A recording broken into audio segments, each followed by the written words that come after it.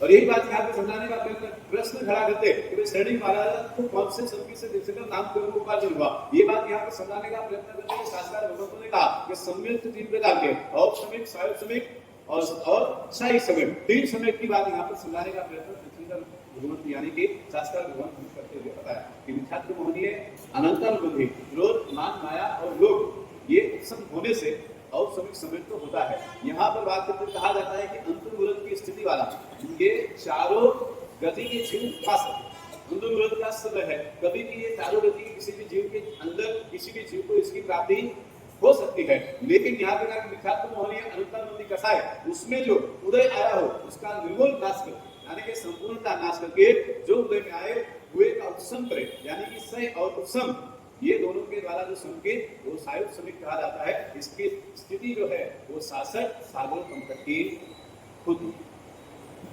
तो पुलिस वाले यहाँ पे हम अपने जीवन के अंदर बात करेंगे साई जिसमें संकित मोहनी, मिथ्यात्व मोहनी और मिश्र मोहनी तथा अनंतानुबंधी 4 कसारे 7 प्रकृति नाश हो, ऐसा संकेत सारी अनंत स्थिति वाले, क्योंकि ये आने की बात कभी भी जाता नहीं है। साई संकेत एक ऐसा है कि एक बार आ गया तो दूसरी बार जाने वाला नहीं है। और संकेत भी है, इसका समय है, एक पीरियड है, आता भी है और चला भी जाता है। लेकिन यहाँ साई संकेत की बात करते हैं कि एक बार आया तो ये जाने वाला नहीं है। और इसी संकेत के प्रभाव से श्रीनिक महाराजा ने कृष्ण का नाम कर्म उपार्जन किया। अब हम उनकी बात करें, इस प्रशंसा उनकी ऐसी चल रही थी। इंद्र महाराजा ने इंद्र लोक के अंदर इनकी प्रशंसा की तो दुदान देव को हजम नहीं हुआ। दुदान देव को लगा कि ऐसा थोड़ी हो सकता है कि आगे पीछे भी किया जा सकता है। हो सकता है जितना इंद्र महाराजा ने उनकी तारीफ की, जितना उन्होंने समझाने का प्रयत्न किया, उनकी इतनी तारीफ करके इतने बखान किए, लेकिन फिर भी हो सकता है कि इसमें कोई संशय हो सकता है। और उन्होंने परीक्षा करने का निर्णय किया। देव ने परीक्षा करने के लिए नीचे आए तो उन्होंने गए और जाकर के उन्होंने परमात्मा की सभा चल रही, परमात्मा के समोत्सव में देशना चल रही। देशना समाप्त होने के बाद में वो वहां से जा रहे थे। अचानक श्रेणी महाराजा जब देशना समाप्त हुई तो अपने जगत की ओर जाने लगे। अचानक एक तालाब के पास में जाकर के उन्होंने एक साधु का रूप धारण कर करके मछली पकड़ने का दृश्य खड़ा। श्रेणी महाराजा वहां से गुजर रहे तो श्रेणी महाराजा ने वहां वो दृश्य देखा कि भाई वहां पर उन्होंने ये दृश्य देखा कि एक साधु है, एक साधु के वेश में होकर के वो मछली पकड़ रहे तब तक ठीक था, लेकिन मछली का भक्षण नहीं करे, मछली पकड़कर उसको कर करके उसकी विधि करके वो ग्रहण नहीं करे। ये दृश्य भी देखा और श्रेणी महाराजा से रहा नहीं गया। और श्रेणी महाराजा ने उनसे कहा कि तुम साधु होकर के ऐसा कृत्य कर रहे हो, ये तुम्हारे लिए अच्छा नहीं है, ये गलत बात है। साधु जीवन के अंदर में ऐसा कभी होता नहीं है, ये ऐसा हो ही नहीं सकता। और उस समय पे उन्होंने साधु से कहा कि तुम ये जो करे ये तो आचरण तुम्हारा है, ये गलत है, ऐसा तुमको नहीं करना चाहिए। लेकिन साधु ने क्या जवाब दिया? उन्होंने कहा कि मैं अकेला नहीं करता हूँ, महावीर स्वामी के हर साधु ऐसा ही करते हैं। लेकिन श्रेणी महाराजा ने कहा कि ये बात गलत है, ऐसा हो ही नहीं सकता, तुम्हारा दुर्भाग्य है, तुम अभागे जीव हो, तुम्हारा आचरण गलत है। इसके लिए ये मतलब नहीं कि सारे साधु ऐसे है, ये तुम्हारा दुर्भाग्य है, इसलिए तुम ये नृत्य को बंद करो। इसका तिरस्कार वहां पर करके श्रेणी महाराजा आगे चले वापस देव को लगा और वापस देव ने जाकर के नगर के अंदर प्रवेश करने उससे पहले वापस एक साध्वी जी के रूप में आकर के, लेकिन साध्वी सामान्यता साध्वी नहीं। साध्वी कैसी है?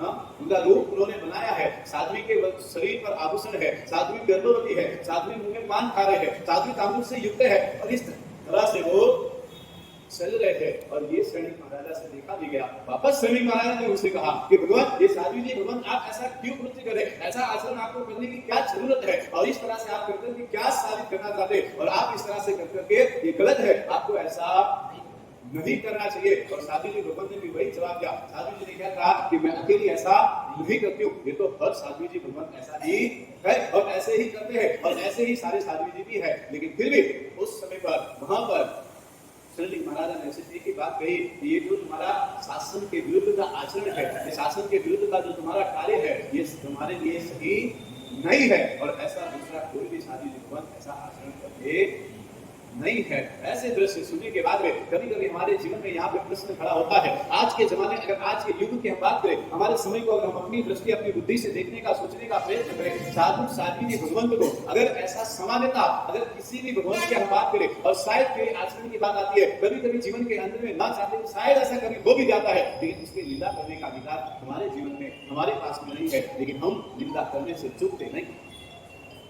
क्या होता है? हाँ? निंदा करना, हम तुरंत के तुरंत निंदा करने लग जाते हैं, तुरंत के तुरंत उनकी बातें हम करने के लिए, पूरे गांव में फैलाने के लिए हम तैयार हो जाते हैं। ये हमारे शासन के विरुद्ध का कार्य है। जिसने जो किया उसका समय आएगा, उसका फल उसको मिलेगा, उसका अधिकार हमें नहीं है कि हम उसको देने का प्रयत्न करें। कुछ लोगों के पेट में क्या है, बातें हजम नहीं होती है, लेकिन हजम न होने से जब तुम ऐसा कृत्य करते हो, कहते हैं कि हजारों साल का जब तुम्हारे जीवन के पाप का अनुबंध होता है और उसका भुगतान तुम्हारी आत्मा को भुगतना पड़ता है, तब जाकर के इससे छूटा जा सकता है। लेकिन एक बात याद रखना, हजारों पाप के शायद छोड़े जा सकते हैं, साधु की लीला का पाप कभी भी छोड़ा नहीं जा सकता है। बात समझने का प्रयत्न करना, यहाँ पे गहराई होती है। श्रावक जीवन की परीक्षा यही होती है। कहते हैं कि पहले के जमाने में भी ऐसा नहीं होता था, ऐसा नहीं है, लेकिन पहले के श्रावक आते थे, अपने आप में देखते थे और चले जाते थे। उनको मात्र मतलब बंधन से था, वो बंधन कर करके भी चले जाते थे, लेकिन कभी भी अपने मुख से किसी भी साधु के लिए दुर्शब्द, दुर्व्यवहार, गलत शब्द, गलत आचरण की बात निकालने का, करने का कभी उन्होंने प्रयत्न नहीं किया। और हमारी क्या है आज के जमाने में, हमारी क्या कहते हैं, इसीलिए हमारी क्या हालत हो गई। बाद में हम आराधना करते हैं, बाद में हम साधना करते हैं, बाद में हम आसन श्रवण कर लेते हैं, बाद में हमने एक से एक औसत कर लिए, बाद में हमने एक से एक जाकर के सामायिक कर लिए, एक से जाके आराधना कर ली। क्या फल मिला तुम्हें? क्या प्राप्त किया? करने के बाद में भी अगर इस तरह से, अगर ये समझ में ना आई बात, अगर इस तरह से हम अपने जीवन में आचरण में ना ला सके, तो कुछ मिला भी तो क्या और किए भी तो क्या, ना किए तो भी। यहाँ पर देखो, श्रेणी महाराजा के जीवन से ये बात समझने की जरूरत है। चाहते तो भगवान उस समय में हाजिर थे, भगवान के पास में जाकर के ऐसी कंप्लेंट भी कर सकते थे, चाहते तो अपने मुंह से हजारों शब्द निकाल सकते थे, चाहते तो 14,000 साधु साध्वी जी भगवान के लिए उनके मन में विचार आ सकता था। दो निमित्त मिले हैं, साध्वी जी का भी निमित्त मिला, साधु का भी निमित्त मिला, लेकिन कहते हैं मन में लेस मात्र भी किसी साधु के प्रति कोई दुर्भाव, कोई विचार नहीं है। और आखिर में जाकर के दुदान देव को भी नतमस्तक होना पड़ा और नतमस्तक इस नगर के अंदर प्रवेश किया और दुदान देव अपने आप के साथ हाजिर होकर के उसने श्रेणी महाराजा को नमस्कार किया और नमस्कार करके उनके चरणों में गिरकर के माफी मांगता है और ये कहता है कि मैंने आपकी जैसी प्रशंसा सुनी से इससे कहीं ज्यादा अधिक आपका उत्तम ये सम्यक, आपका उत्तम ये जीवन है, साधु साध्वी के प्रति, शासन के प्रति की भक्ति, ये भावना आपकी उससे कहीं ज्यादा अधिक है। राजा, आपका सम्यक, आपकी भावना, आपके विचार, आपकी आराधना, आपकी साधना उच्चतम है। और ये चीजें देखकर मैं आपको नमस्कार करता हूँ। आपके लिए पूरे इंद्र महाराजा की सभा में प्रशंसा की गई और मैंने आकर ये परीक्षा का निर्णय लिया और मैंने परीक्षा की। मेरी लायकात नहीं है, लेकिन फिर भी मैंने परीक्षा की। आपकी समृद्धि की परीक्षा के लिए मैं आपसे क्षमा चाहता हूँ, मैं आपसे माफी मांगता हूँ। और इस तरह से कहकर के देव ने उन्हें एक देविक हार दिया और दो रेशमी वस्त्र देकर के प्रणाम कर करके वहां से चले गए। ये बात यहाँ पर समझने की आपके शास्त्र लोग कहते हैं कि उसी तरह अपने आप में समृद्धि की मर्यादा का त्याग आपने करने के लिए यहाँ पे कहा और बात की कि प्रभु उनके बताए हुए संगीत के प्रभाव से तुम भी, यानी कि उनके जैसा इस समय की बात हमारे में भी करते हैं कि इस तरह से करकर के अगर उनके जैसा समय, उनके जैसा संगीत हमारे आचरण में आए तो विष्णु को मेरे जैसे पद्म नाम तीर्थंकर तुम भी बन जाओगे। यहाँ पर परमात्मा भगवान महावीर स्वामी किससे कहते हैं? श्रेणी महाराजा से। तुम चिंता मत, तो फिक्र मत करो, तुम भी एक ना एक दिन मेरे जैसे बनोगे, तुम भी एक ना एक दिन मेरे समान पद को प्राप्त करोगे। आपके जीवन में कभी ऐसी घटनाएं घटती नहीं है, लेकिन हम अपने जीवन में अपने आचरण को विचार करें, अपने जीवन में उतारने का प्रयास करें। हम भी अपने आप में, ये नहीं कहता कि शायद अभी समय की प्राप्ति हो या ना हो, मैं ये नहीं कहना चाहता, लेकिन मन के अंदर इतना प्राप्त तो हम कर ही सकते हैं कि जीवन में चाहे कभी भी कुछ भी हो जाए, नंबर एक, हम कभी शासन की अगेंस्ट नहीं जाएंगे, कभी हम शासन की निंदा नहीं करेंगे, शासन के अंदर रहे हुए साधु साध्वी भगवंतों के लिए हम कभी उनके जीवन के अंदर से दुर्गुणों को देखने का प्रयत्न नहीं करेंगे। और तीसरे नंबर की बात कि जो आराधना करेंगे सच्चे भाव से, सच्ची श्रद्धा से। इतना तो कर सकते कि नहीं कर सकते? इतने लाचार भी हम नहीं, समझने का प्रयत्न करना है। बहुत आराधना करने से व्यक्ति धर्मी नहीं होता है, एक समय से भाव से करे तो भी व्यक्ति जरूरी नहीं तो भी संख्या अवसर देकर के बैठे रहो। आपको लगा होगा शायद ऐसे कैसी बात कर रहे हैं। मेरा कहने का उद्देश्य ये नहीं कि तुम आराधना मत करो, लेकिन मेरा कहने का उद्देश्य एक ही है कि भले तुम एक समय करो, भले एक अवसर करो, भले एक पूजा करो, लेकिन शुद्ध भाव, श्रद्धा दूसरा मेरा कोई विचार नहीं करने का, लेकिन ये कहने का प्रयत्न इसलिए करता हूँ। और यहाँ पे कहा कि श्रेणी राज्य की जीव पहली रजत से 84,00,000 वर्ष का आयु पूर्ण करके शुभ भाव में, शारीरिक भाव से, संकित के प्रभाव से आप भी एक न एक दिन मेरे जैसे को प्राप्त करोगे। ये परमात्मा को कहना पड़े, ऐसे हमारे जीवन में योग्यता आनी चाहिए। क्या और यहाँ पर बात करते हुए कि जीव और दूसरे नंबर की बात करते शास्त्र भगवंत ने समझाने का प्रयत्न किया कि जीव अजीव वगैरह तत्वों के 7-9 तत्वों के ऊपर श्रद्धा होनी चाहिए, 7 गुणों के द्वारा जिसमें निरंतर चिंतन हमेशा करना चाहिए। जीव अजीव की अगर हम बात करने से छोड़ दे, जीव तो उसके 7 तत्वों की यहाँ पे बात करेंगे। जो प्राणी को धारण करता है जीव, उससे विपरीत प्राण रहित होता है। और जो अजीव को समझना चाहिए, यानी कि जो प्राणी जीव को धारण करे वो जीव की बात करी, और उससे उससे विपरीत यानी कि जो अजीब है वो उससे विपरीत है। जीव, पुण्य, पाप, आश्रय और सबल, बिजरा, पद और मोक्ष। इसी बात यहाँ पे करते हुए कहा कि ये 7 तत्व ग्रहण करना, इन सबका क्षेत्र, स्पर्श, काल के अंतर और भाव अल्प बहुत 7 स्थान के द्वारा निरंतर मन में इसका चिंतन हमेशा करना चाहिए। इसका हमेशा चिंतन होना चाहिए। एक बार हमें विचार करके इसके ऊपर विचार विमर्श करना चाहिए, हमारी दृष्टि को खोलना चाहिए। आज के संसार के उद्योग पदार्थों के ऊपर, हजारों चीजों के ऊपर हम जितना चिंतन कर करके इस माइंड को, इस दिमाग में हमने जितना कचरा भर के रखा है, इस कचरे को साफ कर करके 7 तत्वों के ऊपर, जिन तत्वों के ऊपर, धर्म तत्वों के ऊपर, गुरु तत्व के ऊपर विचार विमर्श अवश्य करना चाहिए।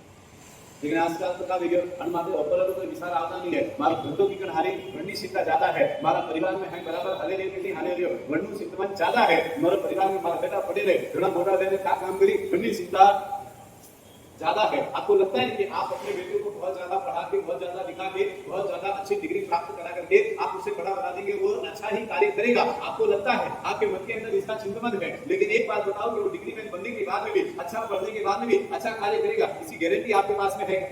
हाँ, कुछ पढ़ाओ में तो भाई तैयार हो, हाँ, अच्छी से अच्छी कॉलेज में पढ़ाओ, 5 लाख 10 लाख रुपए फीस भरो, लेकिन बात स्कूल में जाने पड़े कॉलेज में आने ने वो थोड़ी बात में कभी ना दीजिए, मेरी गारंटी है। हाँ, तो तुम पढ़ाओ में तो घणो आनंद आवे, उपास में मिलनो है तो तुम्हें आनंद नहीं आता, हाँ, मंदिर मिलनो है तो तुम्हें खुशी नहीं आती। क्यों? उपास में मिलो तो मन पे तकलीफ है। हाँ, क्या तकलीफ है बोलो? मंदिर मिलनो है तो तकलीफ आवे, सामाजिक में कौशल देवानी बात आवे तो, हाँ, दीक्षा गई तो ये सबसे बड़ा प्रश्न है। और हकीकत है आजकल क्या हो गया, बाप जी हमारे घरवाली को कोई ना नहीं कहती, लेकिन हमें शादी महाराज वाले मिली हो, शादी जी भगवान वाले सोची मिली हो, काल मुझे दीक्षा का भाव लिया, उसे दीक्षा देनी पड़ी, उसे मारे क्या करूं? हाँ, अरे विचार आवे नहीं भाई, विचार आवे क्या करूं, मतलब क्या करियो रे? हाँ, आती जानू की बात दीक्षा के थे लियो ने अदरो प्रेम तो लियो किसे क्यों लिया था? हाँ, छोरा का बाप यहाँ से छोरा का बाप आगे तो ओके में क्या कभी एक बात समझने का प्रयत्न करो, सिंपल सी बात। अगर आपका बेटा आज के बाद में अभी 14 साल पूरा हो और उसके बाद में ये कहे कि मुझे दीक्षा लेना है, आप ये निर्णय कर पाएंगे कि मुझे नानी जोड़? हाँ, क्या करेंगे तुम? हाँ, क्या करेंगे? 1 सेकंड में हाँ बोलने की हमारी ताकत है नहीं?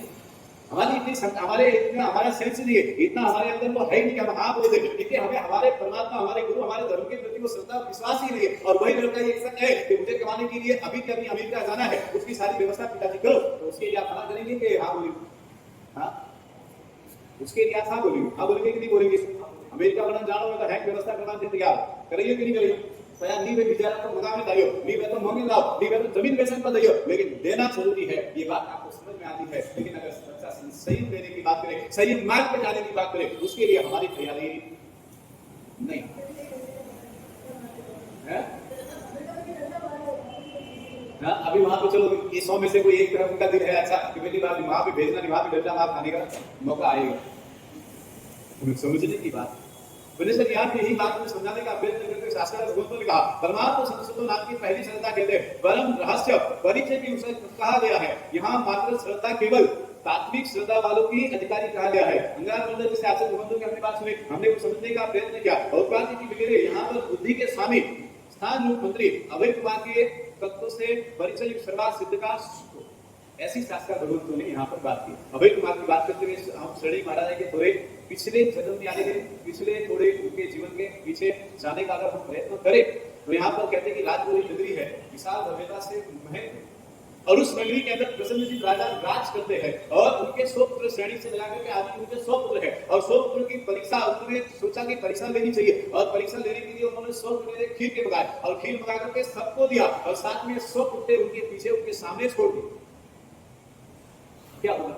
आप खाने बैठो कुत्ता आए तो क्या करेंगे बोलो? हाँ, आप बुलाएंगे, आपको भागने का प्रयत्न करेंगे, हम उठ के जाने का वहां पे प्रयत्न करेंगे। वहां पर क्या ऐसा सारे पुत्रों ने छोड़ते गए, भागते गए, लेकिन श्रेणी महाराजा बिल्कुल की वहां से हिले नहीं, वो वहां पर बैठे थे। जैसे जैसे आते गए वैसे वैसे उन्होंने एक एक कदम आगे बढ़ते गए और वो अपना काम फिनिश करते गए। लेकिन फिर भी वहां पे उनके पिताजी को संतोष नहीं हुआ, उन्होंने सारे पुत्रों की तारीफ की, लेकिन श्रेणी महाराजा को कहा कि ये तो समझदार नहीं है और इसने क्या किया, ये तो कुत्ते के साथ में इसने खीर खाई, ऐसा उनसे कहा। दूसरी परीक्षा, और उस समय में भी उनको कोई फर्क नहीं पड़ा, उन्होंने उस वचनों का आशीर्वाद स्वरूप करके उन्होंने ग्रहण कर लिया। दूसरी बार समय आया और दूसरी बार में जब उनको परीक्षा का समय आया, उस समय पे भी उनकी परीक्षा हुई। उस समय में पहले के, अभी तो क्या छोटे छोटे मटके होते हैं, पहले के जमाने में बड़े बड़े मटके हुआ करते थे, बड़े हाईटेक होते, जो पहले के जमाने में होते थे, जिसके अंदर गेहूं है, चावल है, अपने खाने पीने के अनाज सारे उसमें भरे जाते थे। अभी की तरह प्लास्टिक के डब्बे में नहीं होते थे, वो भी माटी के ही बनते थे, लेकिन वो बड़े बड़े होते थे। उसमें एक साथ में 20 kilo, 50 kilo, 100 kilo, 200 kilo, 1 2 5 5 quintal एक साथ में गेहूं और चावल भरा जाता था। हमें बाजार से लाने की जरूरत नहीं पड़ती थी, क्योंकि घर में रहता था। वो खाने से इसलिए घर जैसी बुद्धि आती थी। आज बाहर का लाके खाते हैं, इसलिए बाहर जैसी बुद्धि आती है, क्योंकि आज अनाज भी बाहर का हो गया, क्योंकि खेती तो हमारे जीवन से बहुत दूर जा चुकी है, हमारे आय ऐसा भी संभव है नहीं। लेकिन यहाँ पर बात करके खेती का विचार करो, और उस समय तो उसके अंदर धरकर के कहा कि ये सीट तय कर दिया, और उन्होंने कहा ये निकलना नहीं, सीट तोड़ना नहीं है, लेकिन इसके अंदर से जो भी लड्डू निकाल के खाएगा उसको यहाँ पर महान की उसकी बात करते हुए कहा। और उस समय में भी ऐसा हुआ, सारे मतलब कोशिश करें, अब स्वाभाविक सीट तो तोड़ना नहीं है, अब मटका को भी तो लड्डू निकालना कैसे।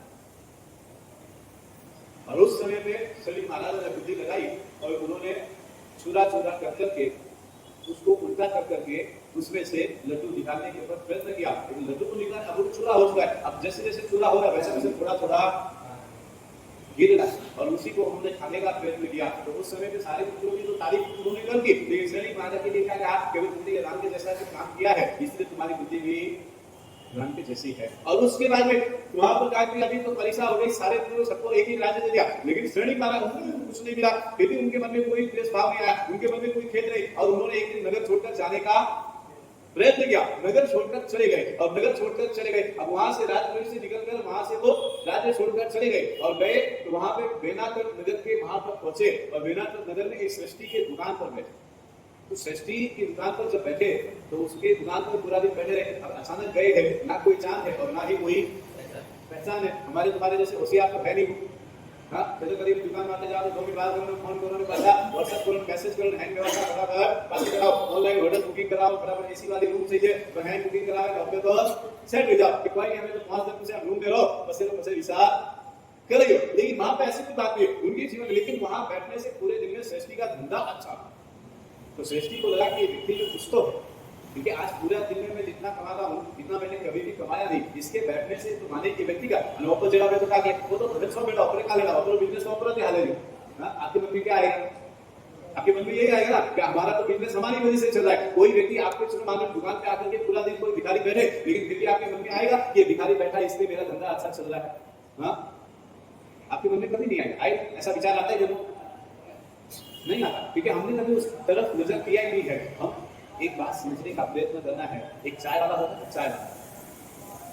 चाय वाला व्यक्ति जब सुबह चाय बनाता है ना, पहली चाय वो जमीन के ऊपर डालता है। एक कप वेस्ट क्यों करता है, उसको क्या जरूरत है वेस्ट करने की? आपने कभी देखा? हमने तो घरे चाय पियो, होटल में पीता सोई अभी पीता है तो कोई है नहीं, होटल में चाय क्यों होटल में पियो? हाँ, इसमें से बैठे हुए कितने लोग होटल पे चाय पीते हैं? हाँ, कुछ ऐसे चाय नहीं पीते। पहले के जमाने की बात करें और अभी भी ऐसा ही है, नियम में कोई फर्क नहीं आया। एक चाय वाला व्यक्ति चाय बनाने वाला होता है, तो जब दुकान के अंदर वो पहली बार चाय बनाता है, पहला कप वो जमीन के ऊपर डालता है, और जमीन के ऊपर डालने का उसका ये उद्देश्य नहीं है कि भाई मेरा बिजनेस अच्छा चले, कि मैं यहाँ पे मेरा काम अच्छा चले, मैं सब कुछ अच्छा हो, ग्राहक ज्यादा है, इसका कोई उद्देश्य नहीं है। उसका उद्देश्य मात्र एक ही होता है कि मैं जिस जमीन पे खड़ा होकर के चाय बनाता हूँ, पहली चाय मेरे इस जमीन इस भूमि को अर्पण है, क्योंकि मैं इस भूमि पे खड़ा होकर के चाय का बिजनेस करता हूँ। इसका आधार जो कोई है तो ये भूमि।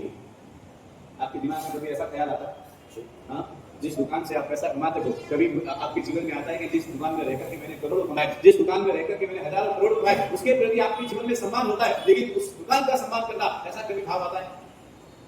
हाँ, कभी नहीं आता। उस दुकान से आपने लाखों करोड़ कमाए, लेकिन कभी उसी दुकान को, उसी जमीन को, उसी कैश काउंटर को आपको लाख रुपए अर्पण करने के कोई विचार नहीं होता है। आपको लगेगा कैसी बात है, ये कोई बात हजम हुआ, ऐसी नहीं है, लेकिन आपको लगता है आपने आपके नाम से हजार किए, लेकिन उस दुकान को लाख रुपए अर्पण करके आपको कभी विचार आया कि इसी दुकान के नाम से कहीं ना कहीं एक अच्छा कार्य मुझे करना है, ताकि इस भूमि के ऊपर मैं रहता हूँ, इस भूमि के कर्तव्य के प्रति मेरा एक गुण है जो मुझे अलग।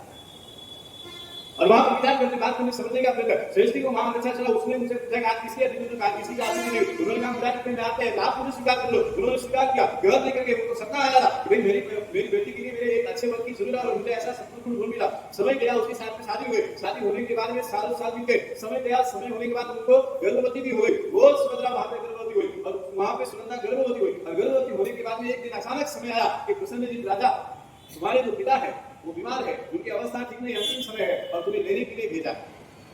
समाचार उनको मिला, उन्होंने भेजा, वहां पर गए और वहां पे जाकर के उन्होंने वापस पिताजी से मिलन हुआ। मिलन होने के बाद उनका अभिषेक वगैरह करा करके उन्होंने राजा बना दिया। लेकिन अब यहाँ से उनको जाना है तो सुनंदा को समझाना पड़ेगा। समझाया बुझाया, उसको बात की। कहते हैं कि पहले के जमाने में भी यही बातें थी, अभी ऐसा नहीं, अभी ही व्यक्ति पत्नी की सुने ऐसा नहीं है। ये परंपरा तुम्हारी पहले से चली आ रही, तो उनके बिना कुछ कर नहीं सकते, उनसे बिना पूछे कोई काम नहीं हो सकता है। होम मिनिस्टर है, बगैर पूछे कोई काम नहीं बैठो, कमाओ कितना भी, आखिर चाबी तो क्या है, चाबी तो होम मिनिस्टर के पास में होती है, होती कि नहीं होती?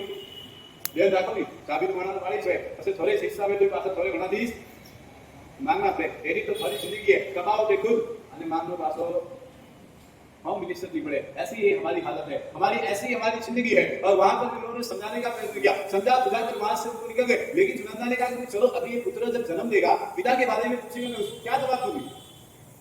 और उस समय पे उन्होंने कहा कि आप एक काम करना, राज लोहे पाली गांव दुआली खुले थोड़े घर गया, ये सब तो मैं वहां पर उन्होंने लिख के दिया और कहा कि जब बड़ा हो जाए तो ये पत्र दे देना। राज लोही नदी के अंदर जब कोई भी ये लेकर के आएगा और मेरे बारे में पूछेगा तो वो एड्रेस उसको सीधा मेरे घर का, मेरे राजमहल का मिल जाएगा। हम ग्वालियर यानी कि ग्वालियर हम गांव की रक्षा करने वाले राजा है और वहां पर हमारा एक सफेद एकदम मस्त बढ़िया भव्य महल बना हुआ है और वो एड्रेस उसको कोई भी बता देगा। समझ गया, समझ जाने के बाद में यहाँ पर उसका राज्य चला है, सब आगे की सारी व्यवस्था सब हो रहा है। लेकिन अभी कुमार का जन्म हुआ, बड़ा हुआ और अचानक एक समय यहाँ पर राजा राज करे और उन्होंने महामंत्री, इतने सारे महामंत्री बनाए, लेकिन मंत्रियों के ऊपर महामंत्री का चयन करना है। और श्रीनिक महाराजा ने क्या किया, अपने अंगूठी एक निकाल के कुएं में डाल दिया और उन्होंने कहा कि जो इसे बुढ़े ऊपर नीचे बिना उतरे निकालेगा उसे महामंत्री बनाया जाएगा। अभी कुमार मुकाम तक वहां पे बात पहुंची और वो सब यहाँ पर आए, उनके माता जी को साथ में लेकर के आए और उन्होंने कहा कि ये तो अपने पिताजी के ही राज्य का एड्रेस है और यही उनका, उसने सब कुछ पहले दे दिया, उनको सब पता चल गया, लेकिन ऐसे डायरेक्ट जाना नहीं है, इसीलिए उन्होंने ये प्रति इसमें डाल दिया। और आगे की बात उनको पता है, पूरी गाय का गोबर लाए, उसके ऊपर डाले, बाद में सूखा, उसके बाद में उसके पानी भराया गया और उसके बाद में ऊपर आई और अंगूठी उन्होंने आसानी से निकाल ली। उसके बाद में श्रीनिक महाराजा के पास गए, श्रीनिक महाराजा ने उनके गले लगाया, उनका सम्मान किया और बाद में पूछा कि तुम कहां से आए, किस नगर से आए, क्या नाम है तुम्हारा, पिता का क्या नाम है? उन्होंने कहा कि मेरा ये नाम है और उन्होंने कहा कि उसी नगर में तो मेरी पत्नी भी एक रहती थी, उनका भी उन्हीं के, आपकी पत्नी और आपके बेटे का मेरे खास दोस्त।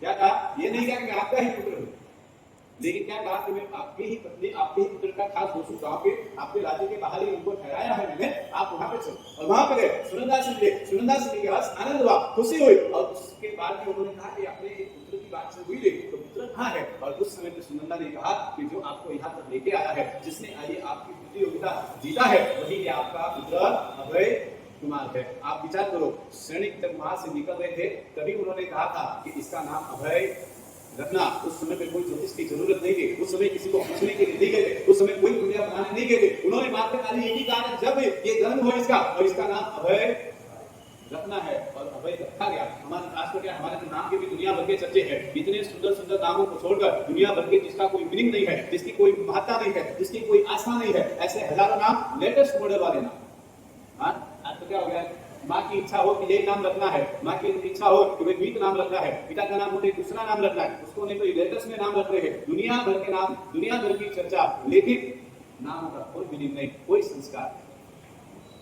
हमारे जीवन में ये बातें हमें समझने की जरूरत है, एक बार अपने जीवन में हमें उतारने की जरूरत है। अगर हम समझने का प्रयत्न करेंगे और उस समय पर वहां पे हमें कुमार की बात और उन्हें मंत्री महामंत्री भी बना दिया गया, उसके बाद की सारी बातें हमको पता है। परमात्मा के समय की वहां पर उनको दीक्षा लेने के भाव हुए, उन्हें राजा आखिरी राजसी है जो दीक्षा ग्रहण करेंगे, उसके बाद में कोई राजा ऐसा नहीं होगा जो संयम जीवन अंगीकार करे। उनका दृष्टांत को दृश्य सुन करके अभय कुमार को जो वैराग्य होता है और उन्होंने श्रीनिक महाराजा से दीक्षा लेने की बात की, लेकिन उन्होंने मना किया। लेकिन आखिर में उन्होंने क्या कहा कि जिस दिन मैं ये कहूं कि तुम क्रोध में आकर के, गुस्से में आकर के मैं कहूं कि तुम मेरी नजर से दूर हो जाओ, ये सारा मुझे मुझे ना दिखाना, उस दिन समझना कि तुम्हारी दीक्षा है। वो दृश्य भी हमने देखा है, वो दृष्टांत भी हमने सुने हैं और उसके लिए यहाँ पे शास्त्र ने कहा कि अभय मुझे दीक्षा चारित्र पाते उनका श्रेणी एक ऐसा राजा हर्ष के आंसू सुनने की वस्तु के द्वारा, और यहाँ पर उनके लिए कहने में आया कि उनके जीवन के अंदर और ये समय भी आया और अभय कुमार ने दीक्षा भी ले ली। वो दृश्य हमने सुना है, तो घटनाएं हमने सुनी है, इसलिए मैं आपको बताने का प्रयत्न नहीं करता हूँ, क्योंकि हजारों बार सुनिए, हमें तो कोई पता नहीं पड़ी हो, एक बोले बताओ तो कोई फर्क पड़वा वालों, कभी जरा हुआ बोल वो दृष्टांत वो स्टोरी आप घड़ी मेरा हुआ कि नहीं हुआ?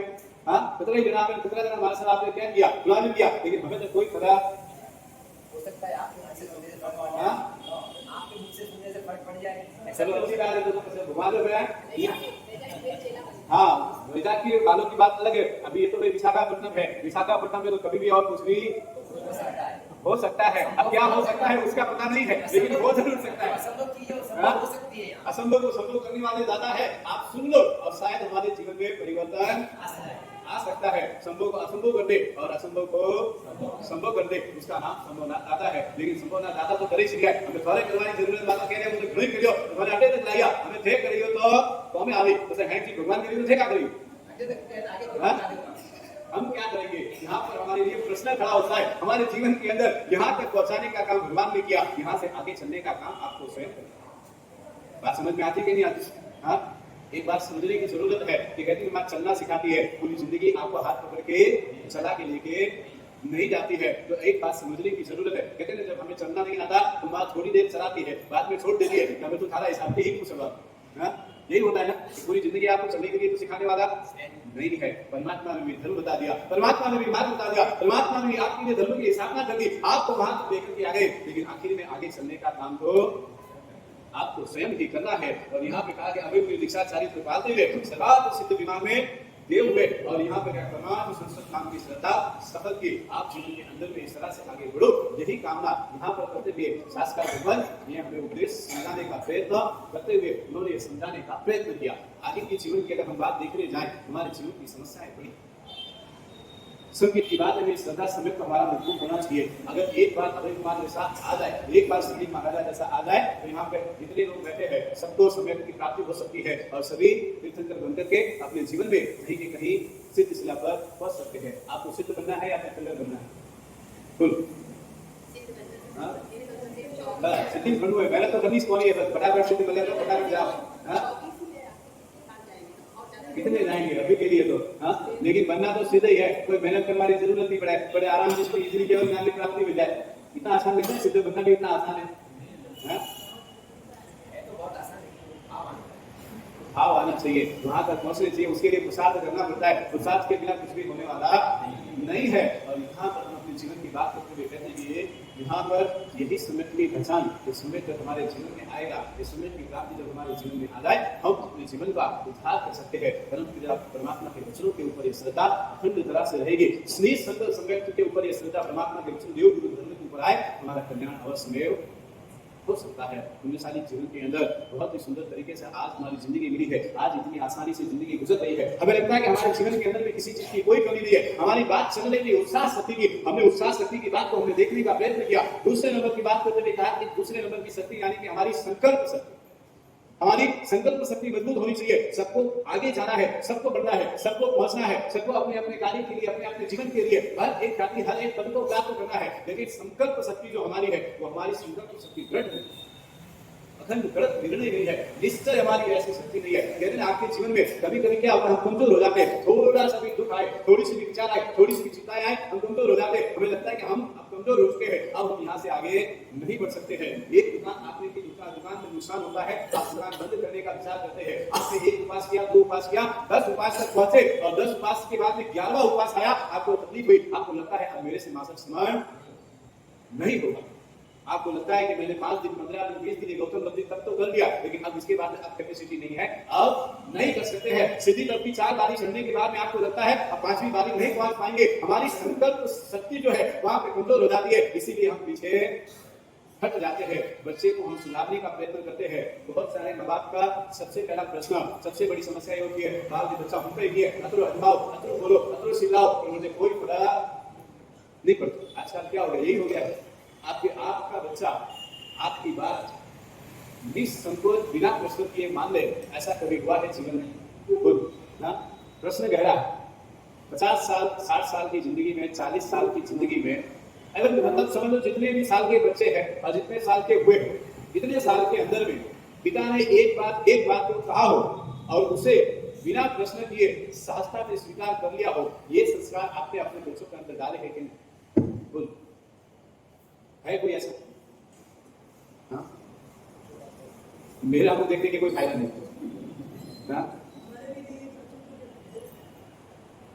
बस मैं आपको वही कहना चाहता हूँ। चलो बच्चों की बात छोड़ो, आपकी बात करें। आज आप 40 साल के हो गए, आपके पिताजी की उम्र 60 साल, 70 साल, 80 साल होगी ना?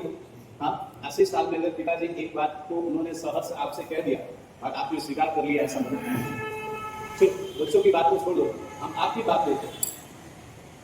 आप घर पे जाओ और घर पे जाकर के आपको यहाँ से अभी आप गए, मान लो कि पिताजी कोई दुकान में नहीं जाते, मान लो पिताजी कोई काम नहीं करे, मान लो पिताजी ने कोई पैसा जमा करके नहीं रखा है, कुछ भी उनके पास में नहीं है, लेकिन उनकी भावना है कि भाई मुझे प्रदूषण आएंगे, मुझे चौमासा चल रहा है, मुझे उसके अंदर लाभ लेना है, मुझे आज हमारे सामने इस योजना की बात की, उसके अंदर मुझे 5.5 लाख रुपए में हमारा सामने चीज के अंदर मंदिर के अंदर लिखाने की बात की और सहर्ष मुझे वो 5.5 लाख रुपए लेकर के मुझे देकर के ये लाभ लेना है, आप सहर्ष स्वीकार करेंगे या प्रश्न करेंगे मणिपुर के होने जावा? हाँ, उनका दास है उनका आदमी में आवे तो क्या है हरी 5 लाख रुपया देना, हरी 5 लाख में नाम लगानो, टिकट लगानो, भैया भी तो बैठा सीधे नहीं बैठा सीधे, आपने ऐसा प्रश्न बिना किए एक ही बात में मात्र और मात्र स्वीकार किया है आपने जरूर। चलो उसकी बात भी छोड़ दो, दूर की बात है ये तो। हम तीसरे नंबर की बात करें, आज तक आप 50 साल के हो गए, 40 साल के हो गए, 30 साल के हो गए, 30 साल की उम्र में 80 साल के आपके पिताजी है, लेकिन आज तक आपने अपने पिताजी के आगे कभी जी लगाने का प्रयत्न किया है? ये आपकी बात है। तो जिसके जिसके पिताजी हयात है, आपने कभी उनके आगे पिताजी लगाने का प्रयास आपने किया? हाँ, बोलते हो क्या होता? हाँ? पिताजी हम बुलाते हैं, जीवन के अंदर में समझने का प्रयत्न करना है। अगर आज के जमाने में अगर आप अपने पिता को आपके पिता के आगे पिताजी लगा के बुलाने का प्रयत्न करते हो, पीछे के 30 साल के बाद में जब आपका बच्चा बड़ा होगा वो भी पिताजी लगा के ही बुलाएगा। अगर आपने अपने जीवन में अपने पिता को सही ढंग से बुलाने का प्रयत्न नहीं किया है, सही ढंग से अपने उनसे बात करने का प्रयत्न नहीं किया है, एक बार समझ के रखो 30 साल के बाद वही दृश्य वही चित्र आपके सामने आपके पास आके खड़ा होगा और उस समय आपकी भी सुनने वाला ये घरगत की समस्या है। यही समस्याएं हमें समझने का प्रयत्न करना है। कहते हैं कि मिठाई में जितनी जरूरत घी की है, उसी तरह से जीवन में पिताजी के शब्द के आगे पिताजी लगाने की उतनी ही जरूरत है। घी का महत्व जितना मिठाई में है, जीवन में उतना ही महत्व पिताजी का। अब सोच, आप विचार, कहते ना आपने संस्कार दिए, आपने बहुत पढ़ाई लिखाई कराकर अपने बच्चों को बहुत बड़ा किया, मेरा उससे कोई विरोध नहीं है। आप अच्छा पढ़ाओ, अच्छा दिखाओ, अच्छे से अच्छे कॉलेज में भेजो, अच्छे से अच्छे स्कूल में भेजो, मेरा उससे कोई मतलब नहीं। 4 सहेली कुएं में पानी भर करके जा रही, और कुएं में पानी भर करके जा रही थी, पानी भर लिया, पानी भर करके घड़ा सिर पे रख लिया और वहां से जा रही थी। अब स्वाभाविक है, अब जब चारों जन खाली चल रहे हैं और अब स्वाभाविक बहनें जब इकट्ठा होती है तो कुछ ना कुछ बात तो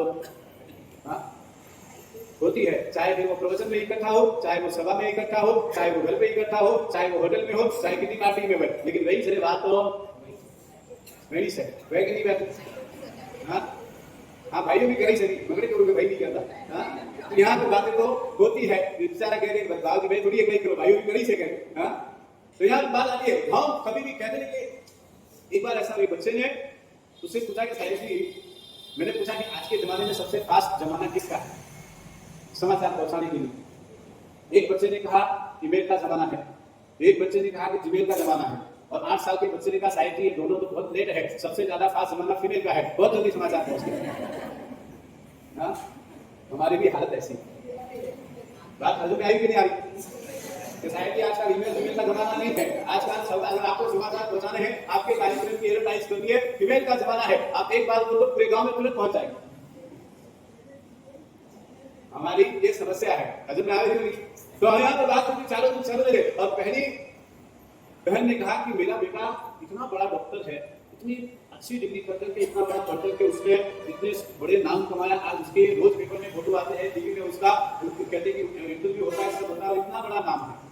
मैंने उसे इतने अच्छे संस्कार किए हैं, मैंने उसे इतना बड़ा किया, पढ़ा लिखा करके तैयार किया, आज इतना बड़ा डॉक्टर बना है। और थोड़ी देर का समय हुआ और वहां से वो गाड़ी से जा रहा था, माने का देखो मेरे बेटे की गाड़ी लाने मेरा बेटा आ रहा, और वहां पे खड़ा हुआ मिला, और माने से इतना ही कहा कि बेटा तू घर तक ही जा रहा है, एक काम कर, ये घड़ा लेकर के तू पानी का घड़ा लेकर के चला जा। और उस समय बेटे ने कहा कि मां मेरी बात दिमाग में हजम में आ रही, वो अद्भुत मोटो डॉक्टर हूं, मेरी इतनी बड़ी डिग्री और मेरी इतनी बड़ी पहचान है, इतना बड़ा मेरा नाम है, और धारा तो पानी में घड़ा ले दो, लोग मतलब देखी तो क्या कहेंगे? हाँ, क्या तो मोटो डॉक्टर ने मम्मी का घड़ा उठाने में बेचारे कुछ नहीं बोला। दूसरे ने बात की, दूसरे ने कहा कि मेरा बेटा इतना बड़ा वकील है, आज इतने साल हुए एक भी केस हारा नहीं, इतने सारे केस उसने जीते हैं, इतना पैसा कमाया, इतना बड़ा बंगला बनाए, घर बनाए, सब कुछ बनाया, कभी भी केस हारा नहीं। और जोगानो जो बनाए उसका बेटा भी माँ से गुजरा और उसने भी वही बात कही कि बेटा एक काम कर। उसने प्रणाम किया, माँ को हाथ जोड़ा, प्रणाम किया और सब कुछ कहा कि माँ मैं कोर्ट के लिए जा रहा हूँ। और माँ ने इतना ही कहा बेटा तो कोर्ट के लिए जाएगा, घर रस्ते भी पड़ेगा, एक काम कर ये पानी का घड़ा घर का छोड़ दे। उसने कहा माँ तो कैसी बात करती है, मेरे को यहाँ 5 मिनट का टाइम नहीं है और मुझे कोर्ट में पहुंचना है। तू कह रही है हमें पास में खड़े गए, घरे छोड़ा दो, माने लेट भी हजम नहीं आपकी बात।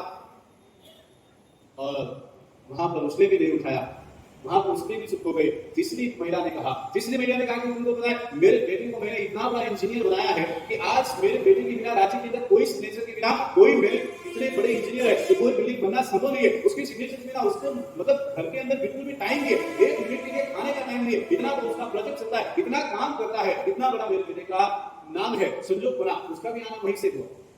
तो उसने भी सेम बात की, उसने भी कहा कि ये काम तुम मेरा घर ले जाकर के घर पे छोड़ दो। वहां पर उसने भी प्रणाम किया, सब कुछ। और उसने भी कहा कि मां मुझे ऑफिस के लिए लेट हो रहा है, बाहर वहां इतने बड़े बड़े लोग जाकर के मेरे ऑफिस के सामने बैठे मेरा इंतजार करे, मैं नहीं गया तो मेरा प्रोजेक्ट कैंसिल हो जाएगा, मैं नहीं गया तो मेरा टेंडर मुझे नहीं मिलेगा और वो नहीं मिलेगा तो मैं काम कैसे करूंगा। चौथी महिला आया और चौथी महिला ने सिर्फ इतना ही कहा मैंने तो ज्यादा कुछ भी नहीं किया, लेकिन मेरे बेटे को मात्र पाप उसका बड़ा किया है, बड़ों का सम्मान करना मैंने सिखाया, इससे ज्यादा तो मैंने कुछ भी किया नहीं है। और चौथी का महिला का बेटा वहां पर आया और उसने माँ को प्रणाम किया। प्रणाम करके उसने सामने से कहा माँ ने कचरी बड़ा किया खाले वो बड़ो पानी में माथे लेने नहीं आओ उठावे क्या जरूरत है, मने गरम पुठा रहता हूं और पानी गरम हाथों का लेने जाऊं। मैं आपसे बस इतनी सी बात कहना चाहता हूं, 4 महिलाओं की बात ही अगर 4 तरह से अगर समझने का प्रयत्न करे और अपने जीवन में उतारने का प्रयत्न करे। उस महिला ने अपने बेटे को ना ज्यादा कोई गवर्नमेंट स्कूल में पढ़ाया, ना 5 लाख 20 लाख 25 लाख की फीस भरकर के उसे कोई बड़ा इंजीनियर बनाया, ना उसे कोई बड़ा डॉक्टर बनाया, लेकिन उसने ये लायक बनाया कि माँ के दुख माँ के समय में वो काम आ सके, माँ के संस्कार माँ की बात माँ को तकलीफ पड़े वो उसमें खड़ा हो सके। उसने इस लायक को अपने बेटे को जरूर बनाया है। आप विचार करो ये 4 माँ से हमारा नंबर किसमें, चलो आपका नंबर किसमें आता है? हाँ बोलो सुरेश भाई क्या लगा? अरे बिना में क्या हाँ क्या लगता है? बिना में बोलो, नाम उनका लेना इसका मतलब उनके लिए नहीं है, तुम्हारे लिए भी है। हाँ क्या लगता है? हमारे बेटों को हमने क्या दिया है? आज हमने अपने जीवन के अंदर में क्या संस्कार दिए? हमारी संकल्प शक्ति मजबूत होनी चाहिए। एक अगर कहते हैं अनपढ़ एक महिला है लेकिन उसकी संकल्प शक्ति उतनी मजबूत है कि उसने अपने बेटे को यहाँ तक पहुंचाने का उसने काम किया है। आप विचार करो एक संकल्प शक्ति कहां से कहां लेकर के जा सकती है। तुलसीदास के जीवन में एक संकल्प शक्ति मजबूत थी कि मुझे एक ना एक दिन राम से मिला है, चाहे कुछ भी होता है मैं मेहनत करूंगा, मैं भक्ति करूंगा, मैं आराधना करूंगा, अपने प्राण की चिंता नहीं है, लेकिन एक दिन तो राम को मेरे लिए नीचे आना पड़ेगा। उनकी वो संकल्प शक्ति मजबूत थी, वो दृढ़ थे और इसीलिए गंगा नदी के किनारे राम को भी उनसे मिलने आना पड़ा। बोलते हैं कहावत है कि नहीं है? क्या कहावत है जरा बोलो। हाँ तुलसीदास चंदन किसे तिलक करे रघुवीर, ये कहावत अगर कहीं से पड़ी है तो वहां से पड़ी है। उस समय पर तुलसीदास को चंदन किस तरह से तिलक कर रहे थे, लेकिन एक समय ऐसा आया, एक व्यक्ति लाइन के अंदर ऐसा आया कि जिसने तिलक कराने के बदले उनको तिलक करके चला गया और जाने के बाद में उनको एहसास हुआ कि ये कोई दिव्य पुरुष था। उसके पीछे गए, उनके पीछे जाकर के भागे, जंगल में जाकर के उनसे मिले, याचना की और तब जाकर के वो खड़े हुए और तब उन्होंने कहा कि प्रभु इस तरह से आप चले जाओ, मुझे दोबारा नहीं है, आपको सत्य स्वरूप के दर्शन को मुझे देने पड़ेंगे। और उस समय पे राम को भी सही स्वरूप में आकर के उनको दर्शन देना पड़ा। ये संकल्प शक्ति अगर हमारी हो, हम अपने जीवन में कभी भी किसी तरह से भी आगे बढ़ सकते हैं। बच्चों में संस्कार हमारे जीवन में जरूरी है, परिवार के अंदर प्रेम हमारे जीवन में जरूरी है, परिवार के अंदर लगाव हमारे जीवन में जरूरी है। सभ्यताएं अगर नहीं आएंगी, बच्चों के अंदर संस्कार नहीं आएंगे, हमारा जीवन हमारा परिवार ऐसे हो जाएगा। ये मान के चलो, आज हम बात करते सबके हाथ में, आप सबके हाथ में आईफोन है कि नहीं? एक मिनट में प्रवचन आज सबके हाथ में आईफोन है कि नहीं? हाँ आईफोन है ना? आज सब आप आईफोन की चाहना रखते हैं। आपको सबको एप्पल फोन के बिना चलता नहीं है। दूसरे फोन आपको लगे कि आपके हाथ में है तो आपका स्टेटस गिर जाता है, आपको लगता है कि उसके बिना हमारी कोई इज्जत नहीं है। स्टीव जॉब्स के जीवन में जब उसने पहली बार भारत में आया और जब पहली बार वो साधु संत से मिला, उसके गुरु से मिला और उससे गुरु के मिलने के बाद में जब उसने अपने जीवन को समाप्त करने का निर्णय किया, तब उसके गुरु ने उसे उत्साह दिया, उसके गुरु ने उसे संकल्प दिया कि वे काम कर, एक एप्पल का टुकड़ा आधा खाकर के और सफरजन उसे दिया। उसके ऊपर से उसने निर्णय किया कि अगर एक सफरजन का आधा टुकड़ा अगर इस शेप में बन सकता है तो मैं मेरे जीवन में कुछ ना कुछ अवश्य निर्माण कर सकता हूं। और स्टीव जॉब्स ने उस समय में निर्णय किया और वापस आया, वापस आकर के उसने इस कंपनी की यानी कि एप्पल कंपनी की उसने शुरुआत की। आज भी आप देखो, जब उसने शुरुआत की तब कंपनी की मेरी माँ का खाली 25,000 50,000 थी। आज कितनी लगी? हाँ आज अर्जुन ने उसकी वैल्यू है। और उस समय पर उसका संकल्प मजबूत था। उसके पास में कोई बाप दादा का पैसा नहीं था, उसके पास में कोई सरकार का पैसा नहीं था, उसके पास में कोई मदद करने वाला भी नहीं था, उसके पास में पैसे नहीं थे, तब उसने इसकी शुरुआत की। लेकिन उसकी संकल्प शक्ति मजबूत थी कि मैं एक ना एक दिन ये काम जरूर कर सकता हूं। और आज कितना बड़ा एम्पायर उसने खड़ा किया कि आज ऐसा है कि उसके बिना किसी को चलता नहीं है। अगर हम निर्णय करें मुझे धर्म आराधना करना है, हम निर्णय करें मुझे साधना करनी है, हम निर्णय करें मुझे अपने जीवन के अंदर में कुछ ना कुछ पाना है, हमारा संकल्प मजबूत होगा, हमारी संकल्प शक्ति मजबूत होगी, हम दुनिया में कुछ भी प्राप्त कर सकते हैं। आज में अगर हमारे बीच में बैठे अजीत बेगी की बात करें तो उनके जीवन के अंदर भी उनका संकल्प, उनका उत्साह, उनकी शक्ति इतनी मजबूत है। हमारे सबके बीच में हर एक व्यक्ति की संकल्प शक्ति अगर मजबूत हो, हम सब कुछ भी कर सकते हैं। इंसानी जीवन में बस इसी बात को हमेशा समझने का प्रयत्न करना, जीवन सही तरीके से जीना है तो हमेशा दो शक्तियों का समागम अवश्य में होना चाहिए। पहली शक्ति कौन सी थी बोलो?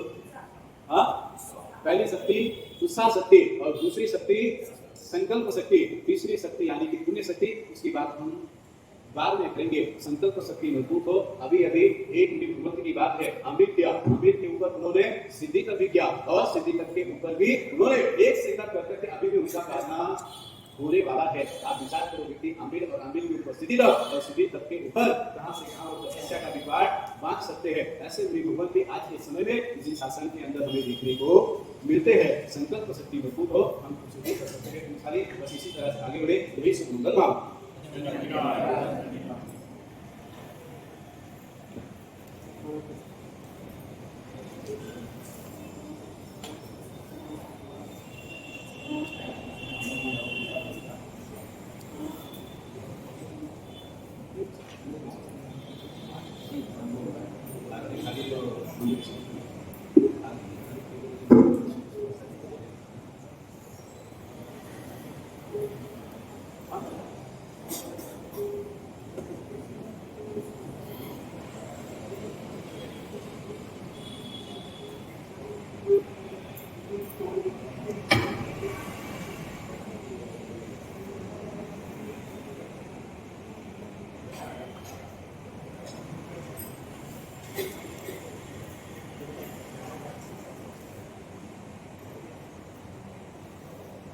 असंभव को संभव करने वाला दादा संपूर्ण दादा के चरणों में कोटि कोटि वंदन।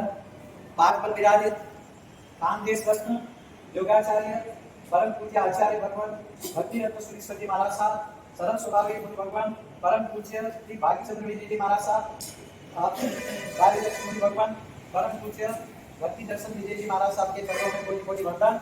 एवं आज जिनवाणी श्रवण करने पधारे हुए सभी श्रावक श्रावियों को प्रणाम देते हैं। आज गुरुदेव के कृपा से आज तब का गौतम नदी तप अपने श्री संघ में प्रथम बार हो रहा है और आज तब का 9वां दिवस है और सभी तपस्वियों का आज तो उपवास है और सभी में, लेकिन किसी को ऐसा उदासी नहीं दिख रही है, सभी में उत्साह और